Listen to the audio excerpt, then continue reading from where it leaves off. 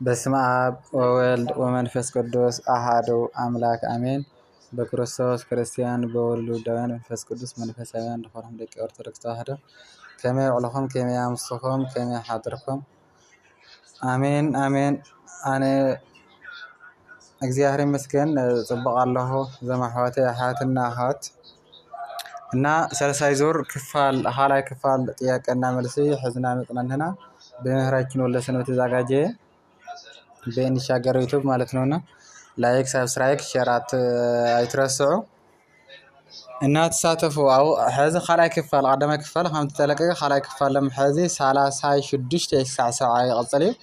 ሰለሳይ ክፋል ደማ ለለርብሕቱ እና ቀጥታ ወደ ጥያቄ ካትየ ቅዱስ እግዚአብሔር ያግዘን። ከወር ዘፍጥረት ምዕራፍ 16 ክሳብ 25 ዘሎ መጽሐፍ ቅዱስ አንብብኩም ያም ታግኒዎ መልሱ ማለት እዩ። 36 ሀላይ ክፋል ቁጥር 36 አብርሃም ንሶዶም ምልጃኡ ዝወድአ ክንደይ ጻድቃን እንተተረኽቦም ከተማ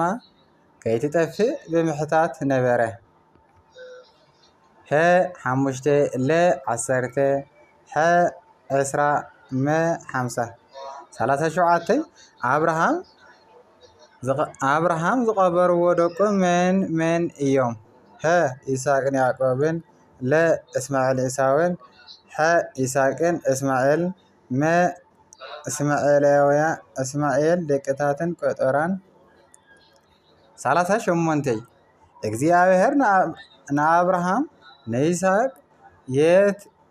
የትአድስዋ አዘዘው? ሀ ብቤርሳቤህ ለ ኣብ ደብሪ ማርያም ዘሎ ደብሪ ሐ ኣብ ሸለጎ ሃገር ከነዓን መ ኣብ ታሕቲ ደብር ኣድባር ሜሌካ 39 ገላውታ ሰበይቲ ናይ ይስሐቅ እትኸውን እንተኮይና ንምልላይ ንእግዚአብሔር ዝሓተቶ ምልክት እንታይ ነበረ? ሀ ስሙ ምፅፀውዐትሉ ለ እንሰራ ማይ ሒዛ ምስ ረአያ ሐ ንኡን ንግመልን ኩሎም ምስ ኣጥበትሉ መ ኣብ ታሕቲ ኣብታ ከምዝሓድር ምስ ሓተታ ቁፅሪ 40 በቃል ክዳኑ መሰረት ወዲ ምስ ዝውለድ ብስምንተኛ መዓልቲ ይገረዝ ነበረ። ሀ ብቀዳመይቲ መዓልቲ ለ ብሳልሳይቲ መዓልቲ ሐ ብሓምሻይቲ መዓልቲ መ ብሸምናይቲ መዓልቲ 41 አብርሃም ንሳራ ሓብተ እያ እሉ ናብ የትኛው ሀገር ቦታ ኣትዩ እዩ? ሀ ግብፂ ለ ቻይና ሐ ገሬራ መ ሶርያ 42 እግዚአብሔር ንአብርሃም በርሱ መሓለ ምክንያቱ ሀ ሃብታም ስለነበረ ለ ብዛዕባ ሶዶም ስለለመነ ሐ ንወዱ ስለዘይከለኸሎም ቃሉ ስለሰምዐን መ ብዙሕ ዘርኢ ስለዝተስፋሕፈሐሉ 43 እግዚአብሔር ንአብርሃም ንስኻትኩምሲ ንእግዚአብሔር ዝሰኣኖ ነገር ዶ ኣሎ ኢሉ ዝሓተቶ ብመን ምክንያት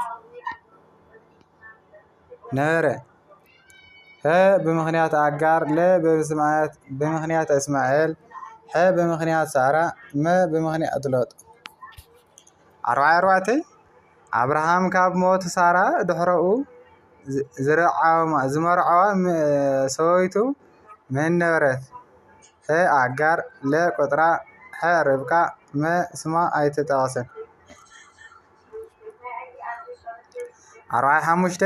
እግዚአብሔር ንዓንቲ ኣጋር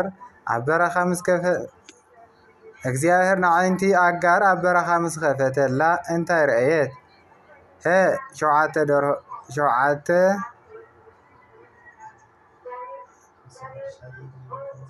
ለ ጉድጓድ ማይ ሐ ከተማ መ መላእክቲ 46 ኣጋር ንእግዚአብሔር በየትኛው ስም ፀውዐት? ሀ ያህዌ ይርኤ ل الشاداي ح الروئي ما زلالماوي أملاخ 47 ربقاني يساق مسرعيتو انتاي قبرت هي قادرة لكاب جميل وردا مس تقولبالو امو تقولبالوت هي قيرت ما دنقصت راشم وانتي اتعباي قالت زولدت تولد من نبره هي بيني اوامي لمعاب هي اسماعيل ما اساو 49 أبراهام نقلاون بزعوا زمحالة هاجر انتاي ولو هي نودي ناب كيتم اللسو تتنكك لا نملأ غرمها خير ايو ها اتاسويتي انت عبيت كاب محلا نسو اخا ما كل ملسات ايو وصر 5 أبراهام نسالسته انقودتات ذا غرب ولا مقوي انتاي زركوبا نبره هي سقات اجا رؤفو صيبا انقوشا لا داره ويني انجرا ها تيل قبي معار ما عواف فروتا ماي 5 حاري حساو نبوخرنا او خمز نعاقا زرعي انت ايو نابقو زي من غارو لوط قد الو بلعو مخادو نياقو زي من براخو ما مسياقو زي من وارو 5 غلطي يساق አባደኡ ጦት ብዝተቋረጸሉ መዓልቲ አብርሃም እንታይ ገበረ ዓብይ ምሳሕ አቅረበ ንእግዚአብሔር አመስገነ ንእስማኤል አባረረ ናብ ካልእ ቦታ ተንቀሳቀሰ 53 ሳራ ዝመተች የት ነበረ ሳራ ዝመተቶ የት ቦታ እዩ ባርሳቤ ለቢኮሮን ቀሪቴራባቅ በሐብ ሶዶም بقريرة 54 يساق نربقا مسمرعوا ادمو كندي نبره هي 30 ل 40 هي 50 ما 6 55 እግዚአብሔር ንስም አብርሃም ናብ አብርሃም ዘቀየሮ ለምንታይ ነበረ هي ዓብይ ሰብ ስለዝኾነ ለናይ ብዙሓት ህዝብ አቦ ስለዝገበሮ ቃል ክዳን ስለዝኣተወሎ ما أملاهم مخان نمرأي 56 سبات صدم عبدك جبت لوت انتاي أقات أمام هي بحاوي تغاطلو لا بدنجت حاورو هي بمدري تخافتا وحاطا تم بسيفي تموت 57 يساق نابتا وتا مسوات مسمكادو انتاي تسكمه هي مسرعو لا حاوي هي كارا ما انجيت 58 ربقا قال بيتئل كتكون كلا بيتئل نايمين ولد نبره هي ناي ابراهام لا ناي ناكور هي ناي لابا ما ناي لوط 59 ربقا مسقلاو ناب ابراهام بيت نمخاد مسوسنت حاون عدن انت إلم مرقوا هافتام كتكوني ناي بزحات هزب عدك كتكوني الفي آلاف كتكوني زرق دما ندق صلاتي يورسو ما بسلام اختبات صحيح قدر سسا أبراهام نسارا حابت إيا إلو زحاسو لمخنياتو انتاي نبره هي حابت نبركاو لي أبو فرحات እግዚአብሔር ከም ዘለ ስለዚ ሓሰበን በምክንያት ሰውይቱ ከም ዝቀተልዎ ስለዚ ፈርሐ ሳራ ክትከብረሉ ምስቲ እንግዳ ንጉስን ሰላም ነፍጣር 61 ቃል ክዳን ምስመን ቁመላ እግዚአብሔር ንአብርሃም ተዛረቦ ምስ እስማኤል ምስ ሎጥ ምስ ይስሐቅ ምስ ደቅታት ቁጥራ 52 اسماعيل زنور ناي قدمه زمن كندي نوره هي 117 ل 137 ح 175 ما 63 ابراهام مس አለቃ ሰራዊትን ክፍል ቃል ክዳን ዝገበረ ምስ መን ነበረ ه ምስ ሎጥ ለ ምስ ናኮር ح ምስ አቤሜሌክ ምስ ዕሳ 64 أبراهام እግዚአብሔር አብርሃም አብ መንጎይን አብ መንጎሃን ይፍረድ ዘወለተ መንያ ሄ ሳራ ለ አጋር ሐ ሎጥ መ አቤሜሌክ እሳ ሓሙሽተ ርብቃ ናይ መን ውልድ ነበረት ናይ ላባ ለ ናይ ቢቱኤል ናይ ናኮር መ ሃይነለን እሳ ሽዱሽተ መልአከ እግዚአብሔር ንአጋር ኣብ በረኻ ዝረኸባ የት ነበረ ናይ ግብጽ ብዝወስድ መንገዲ ኣብ ዝርከብ ምንጪ አውራጃ ለ ኣብ በረኻ ሱር ኣብ በረኻ ኣብ በረሳቤ መ ኣብ ቀደስ እሳ ሸውዓተ አብርሃም ንደቅታት ቁጥራ እንታይ ሃቦም ናይ መሬት ርስቲ ለ ፍርቂ እንስሳቱ ህያብ ሂቡ ናብ ሃገሮም ምብራቅ ሰደዶም መ ይስሐቅ ንኽወርሱ ፈቀደሎም ስሳ ሸሞንተ እታ ንእሽተይ ጓል ሎጥን ዝወለደቶ ውሉድ መን ነበረ መዓብ ለ አሙን በንአሚ ለ ይስሐቅ መ ያዕቆብ ስሳ ሸዓንተ ርብቃ ምስ ገላው ንምኻድ ምስ ወሰነት ሓዋን አዳን እንታይ ኢሎም መረቕዋ ሃብታም ክትከውን ናይ ብዙሓት ኣህዛብ ኣደ ክትከውን እልፍ ኣላፋት ክትከውን ዘረኸ ድማ ደገ ጸላእቲ ይውረስ መ ብሰላም ክትበጽሕ ሰብዓ ሳራ ንምንታይ ሰሓቐት እግዚአብሔር ሰሓቕ ስለ ዝገበረላ ለ ናይ 100 ዓመት ሰብ ኮይና ውላድ ስለ ዝወለደት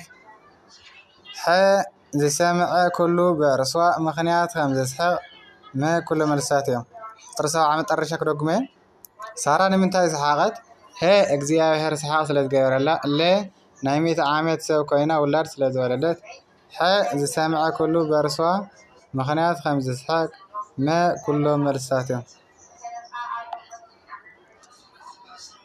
ስለ ቅዱስ ቃሉ እግዚአብሔር ከበረ የተመሰገነ ይሁን ቀዳማይ ክፋል በኻላይ ክፋል ኣብ ዘዝመናል ሰሳይ ክፋል ልቅጽል ማለት እዩ ቁጥሪ 36 ጀምርና እስከ 70 ሕቶና መልሲ ኣብ ዘዝመና በእውነት ሳልሳይ ክፋል ክንለቀየና ላይክ እና ሳብስክራይብ ሼር ግን አይትረሱ አንኳና ጽሐኩም መጽሐፍ ቅዱስ ሁሉ ጊዜ እናንብብ መጽሐፈ ስራክ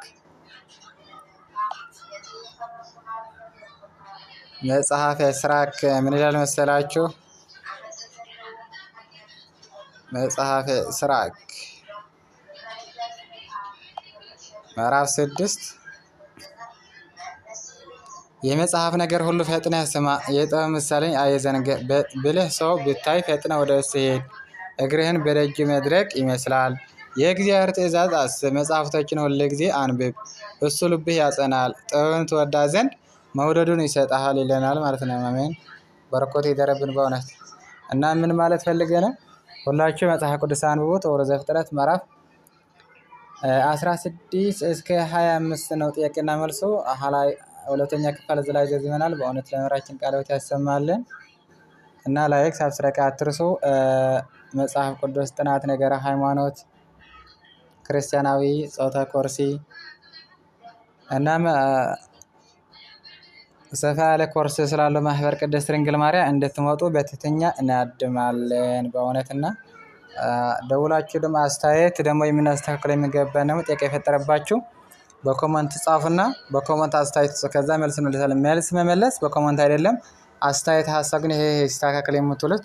ከናንተ እንቀበላለን በኮሜንት ጻፉልን ማለት እንወዳለን እና እናመሰግናለን በእውነት ለሁላችሁ ወስብሐት ለእግዚአብሔር ወለወላዲቱ ድንግል ወለመስቀሉ ክቡር ይቆየን በውስጤ በግል ለምላከው ሰልሳይ ክፍል ግን ይቀጥላል